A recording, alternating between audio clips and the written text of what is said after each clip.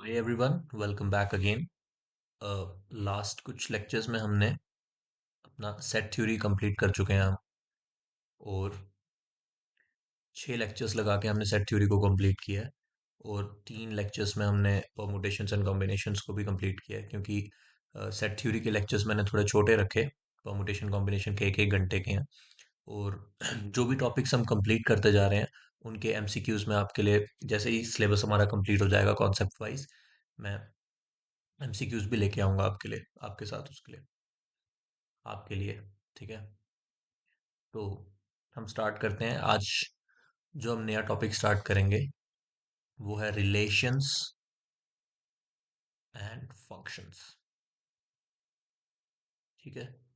ये थोड़ा लेंथी रहेगा चैप्टर हमारा। ठीक है।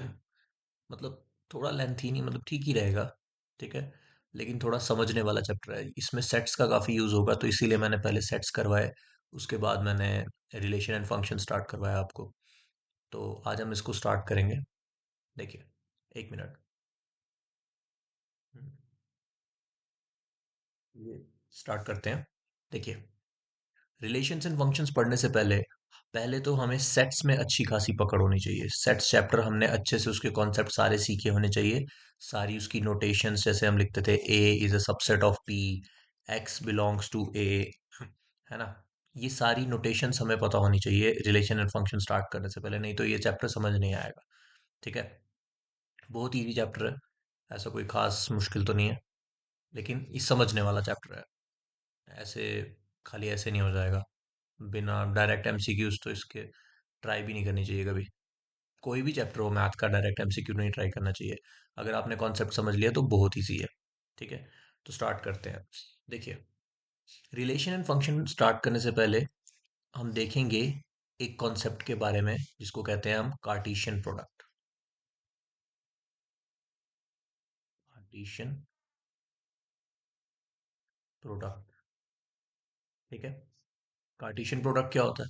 देखो, ये सेट्स का कार्टेशियन प्रोडक्ट होता है। ठीक है, वो पढ़ना है हमने। उसके बाद हम आएंगे रिलेशन क्या होता है, रिलेशन उसकी एग्जांपल्स वगैरह करेंगे, फिर उसके बाद हमारा रहेगा फंक्शंस क्या होता है। तो आज हम पहले देखेंगे कार्टेशियन प्रोडक्ट क्या होता है। ठीक है। तो हम बताते हैं सेट्स का कार्टेशियन प्रोडक्ट क्या होता है। देखो, सपोज करो ये एक सेट है ए, और ये एक सेट है बी। ठीक है। इस सेट में एलिमेंट्स हैं एक्स, वाई, जेड। इस सेट में एलिमेंट्स हैं ए, बी, सी। बस, ठीक है। इस सेट की कार्डिनैलिटी, अब देखो ये चीजें नोटेशंस आपको पता होनी चाहिए। ए सेट की कार्डिनैलिटी कितनी है? मैंने बताया था, मतलब ए सेट की कितनी कार्डिनैलिटी है? 3। इस सेट की कितनी कार्डिनैलिटी है? 3। इसको डिनोट करते हैं कार्डिनैलिटी से, या फिर इसको हम ऐसे भी लिख सकते हैं, cardinality of set A is 3, cardinality of set B is 3। ठीक है। कार्डिनैलिटी मतलब होता है number of elements in a set. ठीक है। तो ये चीज हमने पढ़ी थी। तो अब कार्टेशियन प्रोडक्ट क्या कहता है? कार्टेशियन प्रोडक्ट कहता है, उसको हम ऐसे डिनोट करते हैं, ए क्रॉस बी। ठीक है। मतलब प्रोडक्ट है दोनों सेट का, कार्टेशियन प्रोडक्ट। ठीक है। अब इसमें क्या होते हैं हमारे पास? ऑर्डर्ड पेयर, मैं बताता हूँ। जैसे एक्स एलिमेंट किसके साथ जा सकता है? ए के साथ। एक्स किसके साथ जा सकता है? बी के साथ। एक्स किसके जा सकता है? सी के साथ। तो हम लिखेंगे एक्स ए, एक्स बी, एक्स सी। ठीक है। मैं अभी बताऊंगा आपको और एक्सप्लेन करेंगे। ठीक है। वैसे ही वाई एलिमेंट किसके साथ ले सकते हैं हम? ए के साथ, बी के साथ, सी के साथ। ठीक है। तो आ जाएगा Y A, Y B and Y C. ठीक है। वैसे ही जेड एलिमेंट किसके साथ लिख सकते हैं? Z A, Z B, Z C. Z A, Z B and Z C. मैं बहुत ही प्रिसाइज वे में और सिंपल वे में एक्सप्लेन कर रहा हूँ ये। ठीक है। देखो, ये हो गया हमारा कार्टेशियन प्रोडक्ट। दैट्स इट, बस यही है। ठीक है। और हमें पता होना चाहिए, ये जो हमने लिखे ब्रैकेट्स में नंबर लिखे, जैसे एक्स ए, इस चीज को हम कहते हैं ऑर्डर्ड पेयर। ठीक है। ये तो पढ़ा होगा आपने। इस चीज को हम कहते हैं ऑर्डर्ड पेयर। ठीक है। देखो, कार्टेशियन प्रोडक्ट का यही मतलब होता है कि पहले एलिमेंट, पहले सेट के एक सेट के एलिमेंट दूसरे सेट के एलिमेंट के साथ कैसे जुड़ सकते हैं। ठीक है ना, कैसे कैसे जुड़ सकते हैं। तो वही मैंने डायरेक्ट लिख के बता दिया। ठीक है। और कार्टेशियन प्रोडक्ट में कितने एलिमेंट्स होंगे? एक, दो, तीन, चार, पाँच, छः, सात, आठ, नौ। ठीक है। अब देखो इसमें आपका वो पॉसिबिलिटीज वाला कॉन्सेप्ट यूज होगा। जैसे पहले एलिमेंट्स, पहले सेट में कितने एलिमेंट्स है? तीन। दूसरे सेट में कितने एलिमेंट है? तीन। तो बाय मल्टीप्लिकेटिव प्रिंसिपल टोटल कितने होंगे कॉम्बिनेशन इसके? नौ। मतलब टोटल पॉसिबिलिटीज कितनी होंगी, अरेंजमेंट्स कितनी होंगी? परमुटेशन कॉम्बिनेशन में पड़ा था, नौ। तो आई ना नौ, एक, दो, तीन, चार, पाँच, छः, सात, आठ, नौ। ठीक है। This is the Cartesian product. ठीक है, बहुत ईजी है। कार्टेशियन प्रोडक्ट यही है कि एक सेट के एलिमेंट को दूसरे सेट के एलिमेंट के साथ आप कैसे जोड़ सकते हैं। ठीक है। और इसमें याद रखनी है बहुत सी चीजें। ठीक है, मैं बताता हूँ। जैसे कि मैंने बोला, ये जो बीच में आ रहे हैं, ये सारे क्या है? Ordered pair. ठीक है। अब देखो, जो इसमें पहला एलिमेंट है ऑर्डर पेयर में, X X, Y Y Y, Z Z Z, जो इस ऑर्डर पेयर में पहला एलिमेंट है वो पहले सेट से होता है। मतलब ये सारे ए से हैं, ए से, ए से, ए से, ये रिप्रेजेंट करता है। ठीक है। और जो दूसरा एलिमेंट होता है ऑर्डर पेयर में, वो किससे होता है? यहाँ के दूसरे एलिमेंट से, मतलब बी से। ठीक है। तो ए बी से बिलोंग करता है, बी बी से बिलोंग करता है, सी बी से बिलोंग करता है। ठीक है ना, की समझ में आया होगा आपको। ठीक है। एक और एग्जांपल लेते हैं। ठीक है। एक सेट लेते हैं हम, एक सेट लेते हैं ए इज इक्वल्स टू, हम ले लेते हैं अम, दो कलर का सेट, रेड, ब्लू। ठीक है। मतलब इस सेट में कितने एलिमेंट्स हैं? सिर्फ दो एलिमेंट्स हैं। और एक सेट हम ले लेते हैं बी, इसमें कितने एलिमेंट्स हैं? सपोज करो बी, सी, एस। यहाँ पे बी का मतलब क्या मानेंगे? कुछ भी मान सकते हो आप यहाँ पे। बी का मतलब बैग मान लो, सी का मतलब कोट मान लो, एस का मतलब शर्ट मान लो। ठीक है। तो अब कह रहा है कि ए क्रॉस बी बताओ। ये भी पूछ सकता है कि बताओ ए क्रॉस बी में कितने एलिमेंट हो सकते हैं। ये डायरेक्ट भी पूछा जा सकता है एमसीक्यू में। ऐसा नहीं कि ये डायरेक्ट नहीं पूछा जा सकता। ठीक है। ए क्रॉस बी में कितने एलिमेंट्स होंगे? देखिए, यहाँ दो हैं, यहाँ तीन हैं, तो टोटल कितने एलिमेंट्स होने चाहिए? सिक्स। बनाते हैं। और ए क्रॉस बी में क्या होते हैं? एलिमेंट्स नहीं होते, ऑर्डर्ड पेयर होते हैं। ठीक है, याद रखो। अब रेड किसके साथ जाएगा? रेड किसके साथ जा सकता है? बी के साथ। ठीक है। तो फिर रेड किसके साथ जा सकता है? सी के साथ भी जा सकता है, और एस के साथ भी जा सकता है। मतलब रेड बी के एलिमेंट के साथ जुड़ सकता है ऐसे ऐसे। अब ब्लू किसके साथ जा सकता है? बी के साथ भी, सी के साथ भी, एस के साथ भी। Blue with C, blue with, पहले बी लिखना था हमको, बी, फिर सी, फिर ब्लू विद एस। ठीक है। आगे हमारे पास एक, दो, तीन, चार, पाँच, छह elements. This is the Cartesian product. ठीक है। होप कि आपको समझ में आया होगा। तो अब मैं आपको इसकी डेफिनेशन लिखवाता हूँ। मतलब समझ में आ गया होगा कार्टेशियन प्रोडक्ट क्या होता है। तो अब हम इसकी डेफिनेशन लिख सकते हैं। ठीक है। देखिए, पहले समझा हो तो ही डेफिनेशन लिखी जाए तो ठीक रहता है। देखो, वही चीज जो मैंने बताया, गिवन, नहीं, कुछ और वे में लिखवाते हैं। इसको हम लिखवाते हैं,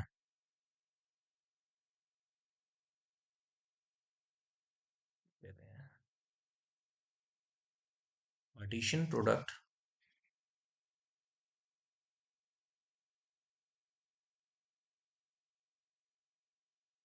इज द सेट। इसमें कुछ और वे में लिखा है, मैं थोड़ा और चेंज कर रहा हूँ। Cartesian product is the set, is defined as the set of all ordered pairs.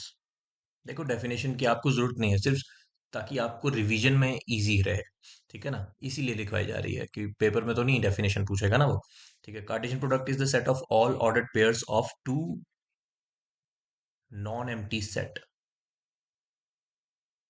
ठीक है ना, अगर सेट ही एम्प्टी होगा तो कैसे लेंगे? ठीक है, बस इतना ही लिख सकते हैं, से पी एंड क्यू कुछ भी। ठीक है। कार्टेशियन प्रोडक्ट क्या है? Is the set of all, is defined as the set of all ordered pairs of two non empty sets. ठीक है।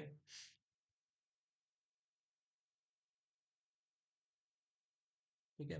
जैसे कि फॉर एग्जाम्पल, पी एक सेट है, फिर से ले लेते हैं 1 2, और क्यू एक सेट है 3 4 5। ठीक है, तो आप बनाइए इसका कार्टेशियन प्रोडक्ट। ठीक है, तो कार्टेशियन प्रोडक्ट क्या होगा, एक ऐसा सेट बनेगा जिसमें सारे ऑर्डर्ड पेयर्स होंगे, दोनों नॉन एम्प्टी सेट्स के। ठीक है, बस। ठीक है, और ऑर्डर्ड पेयर में देखो, मैंने बोला ये एलिमेंट नहीं होता, ये ऑर्डर्ड पेयर होता है। और ऑर्डर्ड पेयर के अंदर एलिमेंट्स होते हैं, ये एलिमेंट्स हैं, जिसमें पहला एलिमेंट होता है पहले सेट का, दूसरा एलिमेंट होता है दूसरे सेट का। ये चीजें समझना बहुत जरूरी है। ठीक है, बाकी इसमें कुछ ज्यादा वो अंग्रेजी में लिखवा दूंगा तो कोई इतना सेंस नहीं बनेगी उस बात की। ठीक है, तो आगे हम चलते हैं, देखते हैं क्या होता है। ठीक है, मैं आपको कुछ इंपॉर्टेंट पॉइंट्स लिखवा देता हूँ कार्टेशियन प्रोडक्ट के बारे में। ठीक है, सम इंपॉर्टेंट पॉइंट्स। ये बहुत इजी है, ये इसमें कुछ खास नहीं, ज्यादा मुश्किल नहीं है। देखो, कार्टेशियन प्रोडक्ट क्या कहता है हमको कि अगर कार्टेशियन प्रोडक्ट के में जो ऑर्डर्ड पेयर होते हैं वो हमें क्या कहते हैं, जैसे कि दो ऑर्डर्ड पेयर है, सपोज करो ए बी और सी डी। कह रहा है कि ये दो ऑर्डर्ड पेयर इक्वल तभी होंगे if A is equals to C होगा और B is equals to D होगा। ठीक है, समझ में आया? जैसे कि अब मैं ये नहीं बोल सकता कि 2 3 इज इक्वल्स टू 3 2, ये ऐसा नहीं होता इसमें। ठीक है ना, टू किसके इक्वल होना चाहिए, टू के इक्वल होना चाहिए, थ्री किसके इक्वल होना चाहिए, थ्री के इक्वल होना चाहिए, तभी इन ऑर्डर्ड पेयर्स को हम इक्वल कह सकते हैं। ठीक है, ऑर्डर्ड पेयर में हम ये अलग ट्रीट करते हैं। ठीक है, ये दो अलग अलग एलिमेंट है। इक्वल कौन से होंगे, जैसे हम मान के चलें 2 3 है, और वो किसके इक्वल होगा, 2 3 के ही होगा। ठीक है, और इसके बेस पे कभी कभी क्वेश्चंस भी बन जाते हैं। ठीक है, अभी मैं कराता हूँ एक एग्जांपल। सपोज करो, एक एग्जांपल हम देखते हैं। अगर एक ऑर्डर्ड पेयर दिया हमको x+1 comma y-2 is equals to 3 comma 1। ठीक है, देखो, अब उसने कह दिया कि ये देखो ब्रैकेट में बंधा है ना, और ये भी ब्रैकेट में बंधा है। अब उसने कह दिया कि ये वाला ऑर्डर्ड पेयर इस वाले ऑर्डर्ड पेयर के इक्वल है। अब वो कह रहा है कि भाई फाइंड एक्स एंड वाई।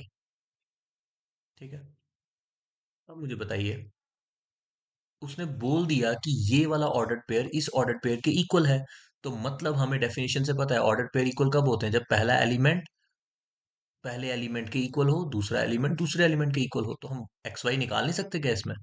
हमें पता है x+1 किसके इक्वल होगा, 3 के, क्योंकि उसने बोला ऑर्डर्ड पेयर इक्वल है। तो x की वैल्यू क्या आ जाएगी, 2। ठीक है, वैसे ही y-2 किसके इक्वल है, 1 के, तो y की वैल्यू क्या आ जाएगी, 3। ठीक है ना, ऐसा भी पूछा जा सकता है एमसीक्यू, कुछ कह नहीं सकते कि नहीं पूछा जा सकता। इन चैप्टर्स में बस कॉन्सेप्ट ही है, क्वेश्चंस कुछ खास मुश्किल नहीं बनते हैं, बस सोचने वाले, मतलब ये नहीं होता कि बड़ा आपको सॉल्व करना पड़ेगा, ऐसा कुछ नहीं होता इन क्वेश्चंस में। ठीक है ना, ये थोड़ा सोच के काम चल जाता है। ठीक है, अब दूसरा पॉइंट मैं इसके बारे में लिखवाता हूँ। वो मैं बोल चुका हूँ आपको, दूसरा पॉइंट जो है। ठीक है, दूसरा पॉइंट मैं ये बोल चुका हूँ कि अगर एक सेट में सपोज करो m एलिमेंट्स हैं, दूसरे सेट में सपोज करो n एलिमेंट्स हैं, तो अगर ये सेट है A, ये सेट है B, तो इनके कार्टेशियन प्रोडक्ट में कितने एलिमेंट्स होंगे, m×n। ठीक है, ये मैं बता चुका हूँ आपको। ठीक है, इसको ऐसे भी लिख सकते हैं, if number of element in set A is m and number of elements in set B is n, then number of element in set A cross B is equals to mn। ठीक है, इसको ऐसे भी लिख सकते हैं। ठीक है ना, नंबर ऑफ एलिमेंट्स A में है m, B में है n, तो इनके कार्टेशियन प्रोडक्ट में कितने होंगे, m×n। ठीक है, ये वही हमने पहले पढ़ा भी हुआ है मल्टीप्लिकेटिव प्रिंसिपल में। ठीक है, तीसरा पॉइंट, अब ये इसकी एग्जांपल हम ऊपर देख चुके हैं। तीसरा पॉइंट, तीसरा पॉइंट हमें बताता है, हम्म, अगर दोनों से, अब देखो मैं इसकी अंग्रेजी में ही नहीं लिख रहा हूँ, इसको ज्यादा समझाने के वे में लिख रहा हूँ। आप पॉज कर करके इसको अपनी लैंग्वेज में लिखिए, वो ज्यादा इजी रहेगा।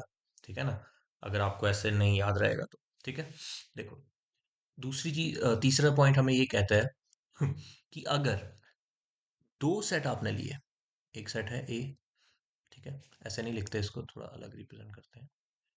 दो सेट लिए आपने, सपोज करो ए बी, इसको लिखवा देते हैं, इसको इंग्लिश में लिखवा देते हैं। If A and B are two non empty sets, ठीक है, ए और बी कोई नॉन एम्प्टी सेट्स हैं जिसमें एक कोई इनफाइनाइट है, कोई एक सेट इनफाइनाइट है, तो पता क्या होगा, जो ए क्रॉस बी होगा वो भी इनफाइनाइट ही होगा, ठीक है, वो भी इनफाइनाइट होगा। बहुत इजी है। और सोच के देखो,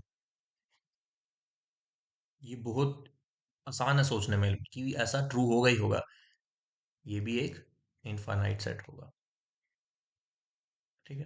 देखो ना, अगर एक सेट में है हमारे पास सपोज करो m एलिमेंट्स, दूसरा सेट है हमारा इनफाइनाइट सेट जिसमें कितने कार्डिनलिटी इन्फिनिटी है, ठीक है, इन्फिनिटी एलिमेंट्स है। तो जब मैं इसके एलिमेंट को इसके हर एक एलिमेंट के साथ जोड़ने जाऊंगा तो कितने ऑर्डर पेयर बनेंगे, इसी के इनफाइनाइट बन जाएंगे, फिर इसके भी इनफाइनाइट बन जाएंगे, फिर इसके भी इसके साथ इनफाइनाइट बन जाएंगे। तो जो पी ए क्रॉस बी में हमारे एलिमेंट आएंगे तो वो भी तो इनफाइनाइट ही होंगे ना। तो इसीलिए ए क्रॉस बी क्या बनेगा, हमारा इनफाइनाइट सेट बनेगा, ठीक है। ये बहुत आसान है सोचने में, ठीक है। ठीक है, लास्ट पॉइंट लिखते हैं हम। लास्ट पॉइंट क्या कहता है हमको? हम्म, हाँ, देखो, अभी तक तो हमने ले लिया। देखो, इसमें जरूरी नहीं कि आप ए को किसी एक दूसरे सेट बी के साथ ही क्रॉस प्रोडक्ट ले सकते, इसका कार्टेशियन प्रोडक्ट ले सकते हो, ठीक है। आप ए को ए के साथ भी ले सकते हो, ठीक है, तो वो भी बन जाता है, उसमें कुछ इशू नहीं है। जैसे ए में एलिमेंट है 1 2 3, ए में एलिमेंट है 1 2 3, तो ए का ए के साथ ही आप अगर ये कार्टेशियन प्रोडक्ट ले लोगे तो क्या आ जाएगा, 1 1 1 2। देखो ना, बनाओ इसको। वन किसके साथ बनेगा, वन वन के साथ जाएगा, 1 2 के साथ जाएगा, 1 3 के साथ जाएगा, फिर 1 3, फिर 2 1 2 2 2 3, फिर 3 1 3 2 3 3, ठीक है। कितनी कार्डिनलिटी आ गई, 3 3 9, आ गए टोटल 9 एलिमेंट्स, ठीक है। ए का ए के साथ ही हम कार्टेशियन प्रोडक्ट ले सकते हैं, तो इसमें कभी कंफ्यूज ना हो जाए कोई, ठीक है। अब मैं बताता हूँ। अब दो एलिमेंट्स हों तो उसको तो कहते हैं ऑर्डर्ड पेयर, ठीक है। अगर 3 एलिमेंट्स हों उसको पता है क्या कहते हैं? देखो, दो चीजों की चीज को पेयर कहते हैं, तो अगर मैं 3 सेट का ले लूंगा कार्टेशियन प्रोडक्ट, तो उसमें कौन से एलिमेंट होंगे, उसमें कौन से एलिमेंट होंगे, ए बी सी, है ना। उसमें ऐसा ऑर्डर्ड पेयर होगा जिसमें 3 एलिमेंट होंगे, A B C, such that ए भी बिलोंग करेगा ए को, बी भी बिलोंग करेगा ए को, सी भी बिलोंग करेगा ए को, ठीक है। और इसको क्या कहेंगे हम, ऑर्डर्ड ट्रिपलेट। जो आएगा ना कार्टेशियन प्रोडक्ट में उसको कहेंगे ऑर्डर्ड ट्रिपलेट, ठीक है। इसको डायरेक्ट ऐसे भी, इसको ऐसे भी लिख सकते हैं इसको, और ऐसे करके भी लिख सकते हैं, ए बी सी तीनों ही ए में होंगे, ठीक है। या एक एक करके भी लिख सकते हैं, जैसी आपकी मर्जी। ये हमने पढ़ा हुआ है, अब ये उसी को समझ में आएगा जिसने सेट चैप्टर अच्छे से पढ़ा है, ठीक है, ऐसे नहीं समझ में आएगा ये, ठीक है ना। हम्म, तो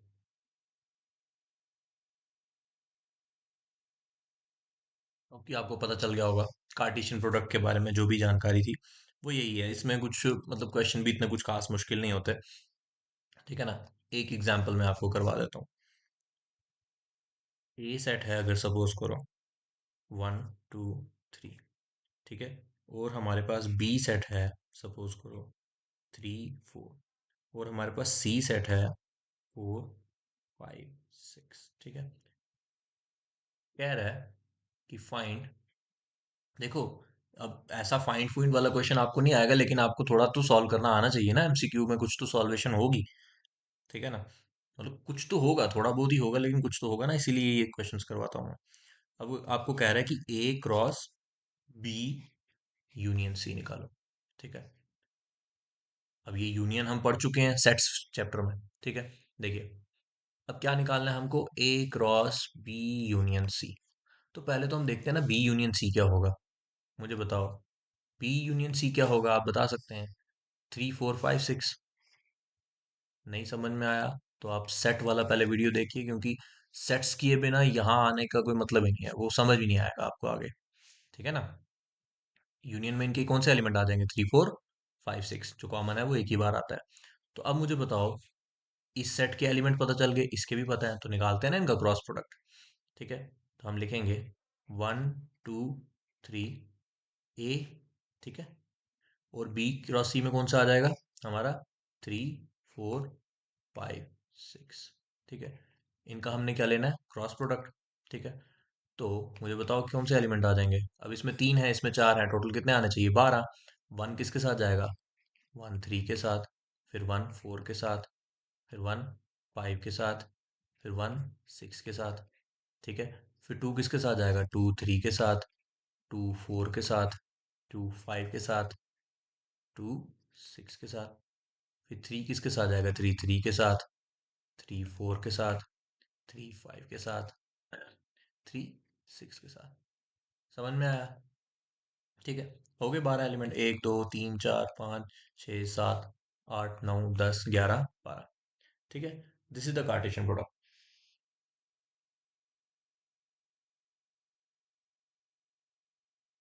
चलिए एक और एग्जांपल लेते हैं, ये आप खुद करिए ट्राई वीडियो पॉज करके।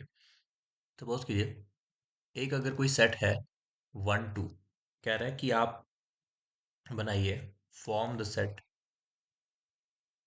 P cross P cross P. हाँ, अब मैं एक चीज आपको क्लियर करना चाहता हूँ। जैसे मैंने छोटी छोटी डिटेल्स बताई कि ऑर्डर्ड पेयर क्या होता है, ऑर्डर ट्रिपलेट क्या होता है, ऑर्डर्ड पेयर में पहला एलिमेंट पहले सेट का होता है, दूसरा एलिमेंट दूसरे सेट का होता है। ठीक है, और 1 2 इज नॉट इक्वल टू 2 1। ठीक है, तो इन कॉन्सेप्ट पे बेस ना बहुत सी चीजें पूछी जा सकती हैं एमसीक्यू में। जब हम एमसीक्यू पढ़ेंगे ना, आप खुद देखेंगे कि क्या पूछ रहे हैं वो पढ़ने में थोड़ा ऐसे लगता है, लेकिन वो बहुत इजी होता है। तो इन छोटी छोटी चीजों के बेस पे बहुत सी चीजें पूछी जा सकती हैं। ये सब मैं नॉन मैथ्स बैकग्राउंड वाले बच्चों के लिए पूछ रहा हूँ, बोल रहा हूँ, क्योंकि मैथ्स वालों को तो बेसिक्स पता ही होगा। ठीक है, अब पी क्रॉस पी, ये आप खुद निकालिए वीडियो पॉज करके। देखो क्या करना है आपको इसमें। 1 2 का किसके साथ लेना है? 1 2, फिर से 1 2। ठीक है, अब इसमें पी क्रॉस पी है, तो इसमें ऑर्डर्ड पेयर नहीं आएंगे, इसमें ऑर्डर ट्रिपलेट आएंगे। तो वन किसके साथ जाएगा? 1 1 1 1, मतलब 1 1 1। दूसरे में क्या आएगा? 1 2 2। ठीक है, ठीक है, तीसरे में क्या आएगा? मतलब फिर 2 1 1। ठीक है, मतलब ऐसे ही आएगा। वन किसके साथ आएगा? 1 1 1। ठीक है, फिर वन किसके साथ जाएगा? 1 2 2। फिर टू किसके साथ जाएगा? 2 1 1। फिर टू किसके साथ जाएगा? 2 2 2। है ना? ऐसे ही होगा। और इसमें टोटल कितने एलिमेंट्स हमें मिलेंगे? ठीक है, हम कहाँ थे? हम्म, हम इसका कार्टेशियन प्रोडक्ट निकाल रहे थे ना। हाँ, देखिए क्या हो सकता है? 1 1 1 1 2 2 2 1 1। ठीक है, 2 2 2। ठीक है, वन से और भी हो सकते हैं ये, 1 1 2। ठीक है, या 1 2 1। ठीक है, फिर यहाँ से भी टू से भी और हो सकते हैं, फिर इसके मतलब इस तरीके से जोड़ सकते हैं ना इनको, 2 1 1 2 1 2। या फिर हम जोड़ सकते हैं 2 2 1। बन गए टोटल 8। है ना? 2 × 2 × 2 बन गया 8 टोटल। ठीक है ना? मेन यही हमने देखना है कि हम इसको किस किस वे में जोड़ सकते हैं। देखो, आपको टोटल इतना पता होना चाहिए कि 8 आने हैं, तो आप जैसे भी करके इसका कॉम्बिनेशन ये बना ही लेंगे। ठीक है, इसका एक पैटर्न भी फॉलो कर सकते हैं हम लोग, लेकिन उसकी कोई खास जरूरत नहीं पड़ती। ठीक है, देखो, अगर सीरियल वाइज ही लिखना हो, जैसे वन किसके साथ जुड़ा? 1 1 1। तो पहला ऑर्डर पेयर आ गया। ठीक है, फिर वन किसके साथ जुड़ा? 1 1। अब दूसरे इस लास्ट वाले को पूरा खत्म कर दो, 1 1 2।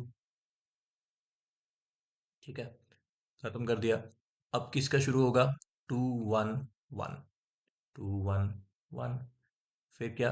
2 1 2। 2 1 2। इसका कोई पैटर्न आपको पकड़ने की जरूरत नहीं, आप सीधा जब आपको पता होगा 8 बनने हैं तो आप आराम से कर लेंगे, ऐसे ही करके आपने जोड़ना है बस। ठीक है ना? इतना सा काम हम कर ही सकते हैं। ठीक है, एक और एग्जांपल लेते हैं हम। एक और एग्जांपल लेते हैं। देखो, ये एग्जाम्पल इंपॉर्टेंट है, इसमें कुछ सॉल्व नहीं करना है, बस डायरेक्ट आपको पूछी जा सकती है। कह रहा है if R be the set of,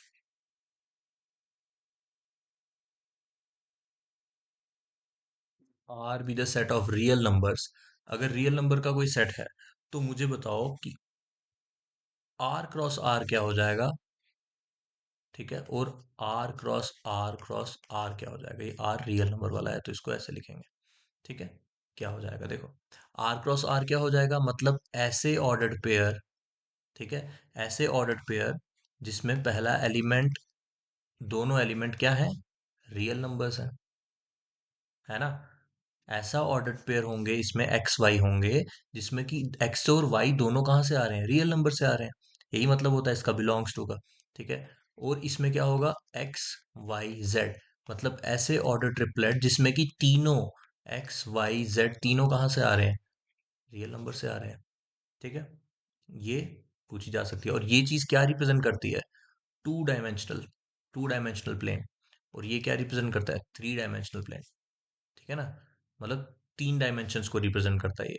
जैसे कि इसको हम R3 भी कह देते हैं, इसको हम R2 भी कह देते हैं। ठीक है, और जैसे R2 हो गया ऐसे, है ना, टू डायमेंशनल प्लेन, ऐसे ऐसे ऐसे एक्स एक्सिस होती है जिसमें वाई एक्सिस होती है। थ्री डायमेंशनल प्लेन क्या हो गया, एक्स वाई जेड, जिसमें तीन एक्सिस होती हैं, है ना। 3D पढ़ेंगे हम, देखेंगे उसमें। ठीक है, तो बस कार्टेशियन प्रोडक्ट में इससे ज्यादा और कुछ नहीं है।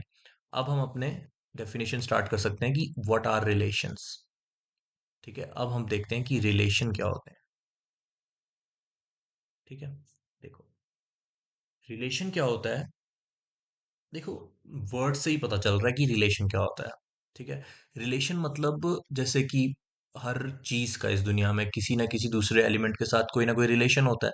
वैसे ही अब मैथमेटिक्स हम जैसे समझते हैं कि हमारी जो नेचर है इसी को रिप्रेजेंट करता है। तो मतलब कोई भी मैथमेटिक्स का एलिमेंट हो गया, 2 3 x y z, किसी ना किसी एक चीज को रिप्रेजेंट कर रहा है ना, तो उसका किसी दूसरी चीज के साथ कुछ ना कुछ रिलेशन तो होता है। ठीक है, जैसे कि मैं अब कह देता हूँ आपको, कभी कभी हम लिख देते हैं ना, मैं समझा रहा हूँ बिल्कुल बेसिक से कि रिलेशंस क्या होते हैं। जैसे मैं कर देते हैं कभी हम कि x बड़ा है y से।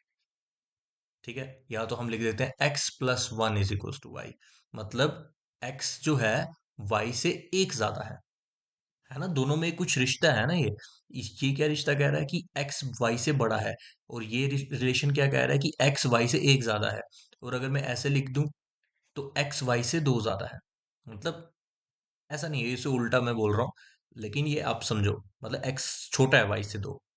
ठीक है, पता है क्यों, देखो मैं बताता हूँ आपको। x में दो जोड़ने पड़ रहे हैं तभी वो y के बराबर हो रहा है।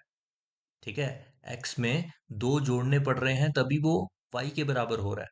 ठीक है, इसीलिए x छोटा है y से, ऐसा सही मायने में इसको ऐसा कहा जाता है। ठीक है ना, अब जैसे कि वैसे ही x में एक जोड़ना पड़ रहा है तभी वो y के बराबर आता है। इनमें रिश्ता है ना कुछ, मतलब x y से एक छोटा है, इसको कह सकते हैं, इसमें कह सकते हैं एक्स वाई से दो छोटा है, 2 यूनिट छोटा है। ठीक है, तो यही रिलेशंस होते हैं हमारे पास। ठीक है, तो और तो मतलब यही रिलेशंस अब हमने पढ़ने हैं, एलिमेंट्स के बीच में जो रिलेशंस होते हैं उसी को हमने पढ़ना है। जैसे कि और भी हम रिलेशन पढ़ सकते हैं, जैसे सेट्स के बीच में हम पढ़ सकते हैं, A is a subset of B, ये भी एक रिलेशन है ना।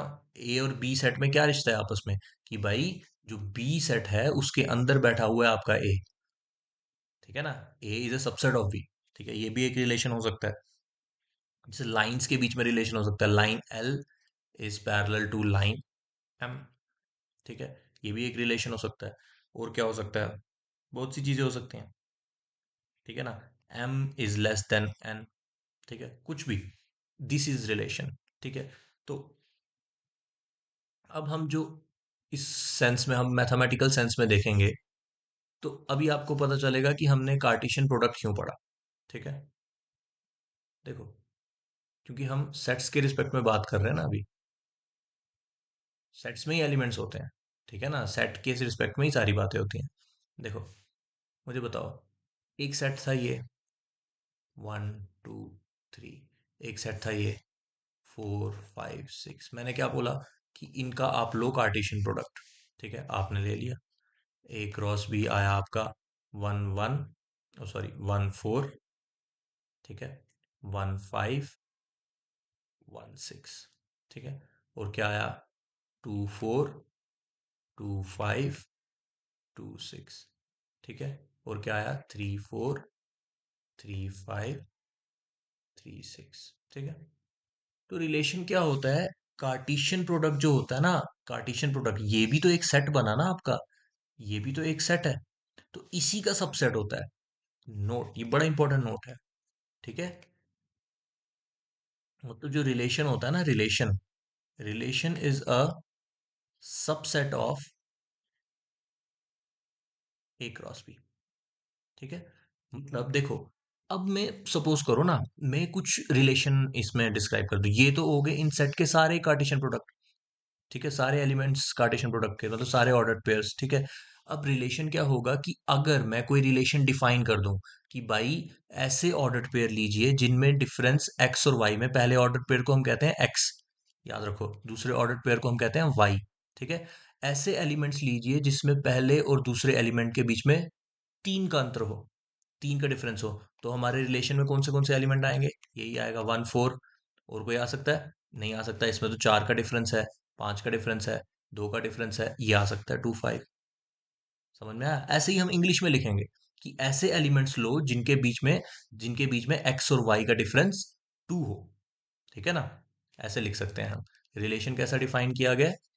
Relation is defined such that, relation in defined in such a way such that the difference between X and Y is 2। या तो इसको ऐसे भी लिख सकते हैं डायरेक्ट, ठीक है। मैं बोल रहा हूँ कि आप समझो इसको, अभी मैं फॉर्मली लिखवाऊंगा डेफिनेशन क्या कहती है, लेकिन अभी जो मैं समझा रहा हूँ उसके लिए आप समझिए जरा, ठीक है। तो रिलेशन में आपके कौन से एलिमेंट्स आएंगे? अभी मैंने बोला कि एक्स और वाई ऐसे एलिमेंट्स लीजिए जिनके बीच में सिर्फ 3 का डिफरेंस है, तो ये ले सकते हैं हम 2 5 2 6 नहीं ले सकते, 4 का डिफरेंस है, 3 4 नहीं ले सकते, 1 का डिफरेंस है, 3 5 नहीं ले सकते, 3 6 ले सकते हैं, ठीक है। 3 6 ले लिया, ये एक रिलेशन डिफाइन कर दिया हमने, है ना। एक रिश्ता है इन एलिमेंट्स के बीच में, 3 का डिफरेंस, 3 का डिफरेंस, 3 का डिफरेंस। एक और रिलेशन ले लो कोई, R2, ठीक है।